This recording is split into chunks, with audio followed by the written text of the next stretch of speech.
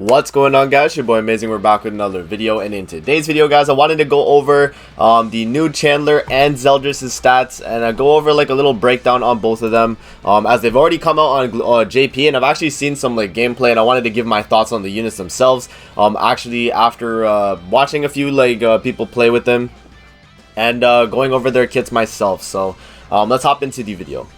Before we actually hop into the video, make sure to subscribe to your boy Amazing. We are on the road to 10k subscribers, and at the time of recording this video, I'm at 8.01k subscribers on the YouTube channel. Turn on post notifications if you want to stay up to date with anything 7 Deadly Sins Grand Cross related. And with that out of the way, let's hop into the video.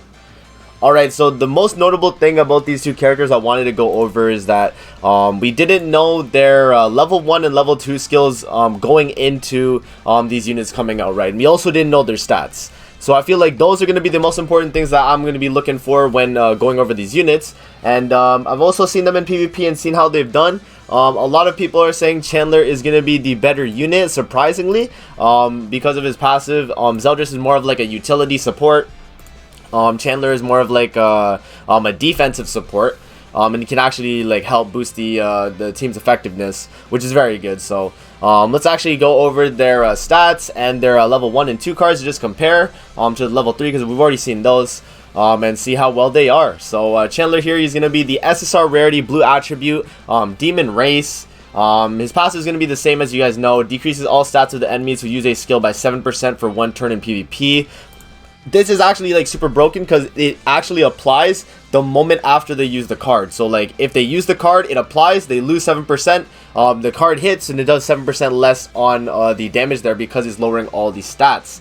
I don't know why they went for all the stats, but I think it makes sense because all stats actually boost Chandler's counter right here. So when he does the counter, he's actually going to do boosted damage because he's lowering the defense related, the HP stats, like everything of the enemy gets lowered by 7%, which kind of cuts the 1 Essenor in terms of that debuff right there, which is pretty good.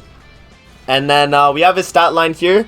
So he's going to have really good CC, really high HP. This is definitely best HP in the game. If I actually pull it up here, let's just see in comparison to the old highest HP base in the game.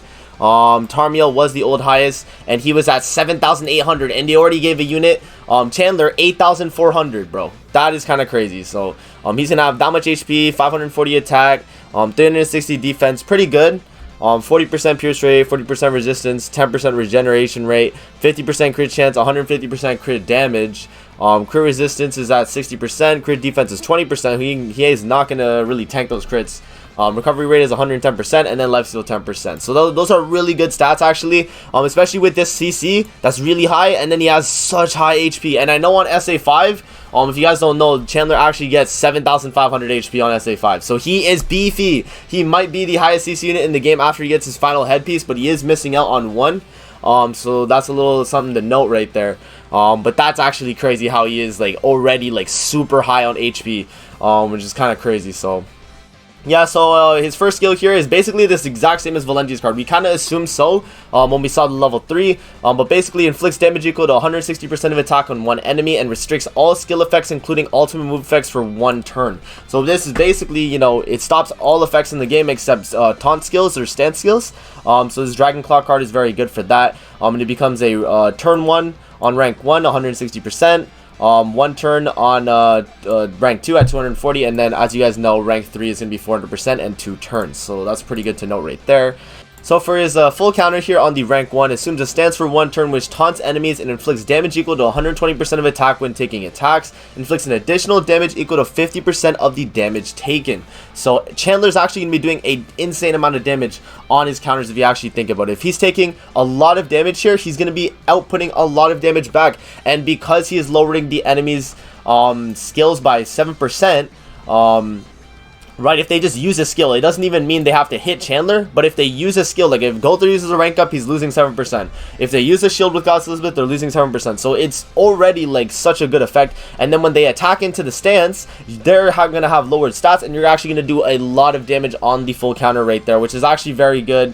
And I think Chandler, because of that, is going to be such a good unit and have a lot of longevity. So he's really, really good, man. And from what I've seen, he's like actually like probably top of the meta. Like I think him, Tarmiel, Green Gother and like Blue Gil Sub or like Green Estarossa is actually going to be a meta team, which is crazy. So he's really good, man. And his ultimate, as you guys know, is the same. So that's Chandler right there. Let's actually just hop into ZELDRIS right here. So I think a lot of people expected ZELDRIS to be a lot more better on the damage here. But I feel like ZELDRIS' role on the Assault Melee team, or on any team he's really on, is going to be the support ability. Because I feel like him being on the team, he's really meant for this card right here, the Death Area. Because this one's going to be basically Gother Dissolve, but you don't have to do any damage at all. You don't have to apply any damage. So the first rank 1 here is going to deplete 1 ultimate move gauge orb at the end of the enemy's turn for 1 turn. Just on rank 1, just instantly applies. Rank 2 is going to deplete 2 ultimate move gauge orbs at the end of the enemy's turn and disable ultimate moves for 1 turn. As you guys know. And then the rank 3 right here is going to be the exact same as before, where it depletes 2 ultimate move gauge and seals the ultimate for 2 turns. So this is such a good card, man. I know this card is going to have a lot of utility when facing against the 1 Essenor team. Very good. Going to lock them from using their ult. They can't use a Goddess Elizabeth ult if you have a rank 2 of this. You're going to deplete their gauge if you put this on them before they even get to an ult. The only thing about ZELDRIS that people have been complaining about is just the damage on his first card here. So his first card, when it inflicts cut damage, which cut damage is an additional damage equal to 50% of 100% of the critical damage. So basically how it works is because ZELDRIS has 185% critical damage, half of this will be boosted into the cut damage effect. So if we take 185 and divide it by 2, I think that's what, like 9, no, that's like what? I don't want to mess this up. This is like 92.5%, I think. Or if I'm not mistaken, nah, it's definitely wrong. it's like 87.5 or something like that. But you know, or maybe it is 92.5, whatever. But basically, it's half of the critical damage is the amount of boosted percent you get to your cut damage card, and the card cannot actually crit. So that actually coincides with ZELDRIS' new brand new commandment, which is gonna be the commandment of piety. If a critical strike occurs from skill use, decreases crit chance and crit damage by 10%. And applies to both allies and enemies when entering battle, excludes deathmatch limit 3 times. So this is going to be really good for him.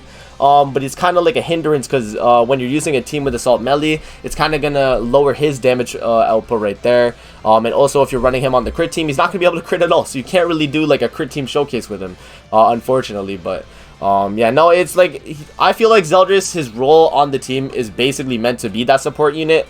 So I do feel like that is going to be what people use him for when they run Assault Melee, or if they run like a different type of team, whatever the case. If they run like a debuff team, maybe like a Festival King. Because his passive does actually boost debuff teams right here. Increases allies' basic stats by 2% for every debuff applied on the enemies and limit 10 times. And this actually works in the backline as well, which is very good. So I feel like ZELDRIS is definitely going to be a really good support unit for the Assault Melee team. And if you do run him on any other team, he's also going to be really good as well with the all control he has. And also the pretty decent damage he has as well. It's not going to be too crazy. You're not going to expect him to be your main DPS. And that's why you'd probably run him like an HP defense set. But he's going to do his job there. You know, he's going to support the team. He's going to dissolve. He's going to do what he needs to do, right? So that's pretty good right there. And then his ultimate is the same as you guys know. 630% of attack on the enemy at rank 1. Decreases HP relay stats of all enemies by 5% for 2 turns. You guys know that already. So yeah, that's going to be my thoughts on the ZELDRIS and Chandler here. I think they're very good. A lot of people have said that they're an easy skip when they initially saw them. But I feel like you gotta understand the roles of the units. ZELDRIS is not meant to be a DPS unit. Obviously, from his kit here, he's kind of meant to be a you know, a support unit. Like, he has some DPS viability if you really want to run him, because he does have that boost to his cut damage here by 50% of the critical damage. So, you know, in a way, it is kind of like a little bit of a damage effect. But it's not going to be anything too crazy. That's why I feel like ZELDRIS and Chandler are mainly support units for whatever team they're on. Especially Chandler, because he's going to be kind of like a really good support unit to counter units that are just like very crazy in PvP with like bonks or like single target attacks that do a lot of damage. Like the 1 Escanor will get countered like heavily by Chandler, because every time he attacks into a taunted Chandler, he's going to be losing his buff that he gets, his the 1 buff, right? So that's very good right there. And then any unit that doesn't have the 1 buff is losing 7% stats every single time. So it's going to be pretty good right there. And I think Chandler and ZELDRIS are actually great units for what they are, right? So Another thing I forgot to note as well is that Zeldris' stats are actually not too bad. They are a little bit less than the other Zeldris, but that is to be expected from a festival unit, because they like to lower the stats and give them like really good kits. So I feel like that's fine, right? And his crit chance is 15%, so he's not going to be critting on his ultimate, right? Even if he does. So yeah, it's not going to be anything too crazy, but the rest of his stats seem pretty decent. CC, HP, all that. Not too bad. But yeah, that's going to be my thoughts on the Executioner Zeldris and the Magician Chandler. I hope you guys enjoyed the video. Don't forget to like, comment, subscribe as always. And if you guys want to see more videos like this, definitely let me know in the comment section below. And I'm going to see you guys in the next video. Peace out and have a great rest of your day.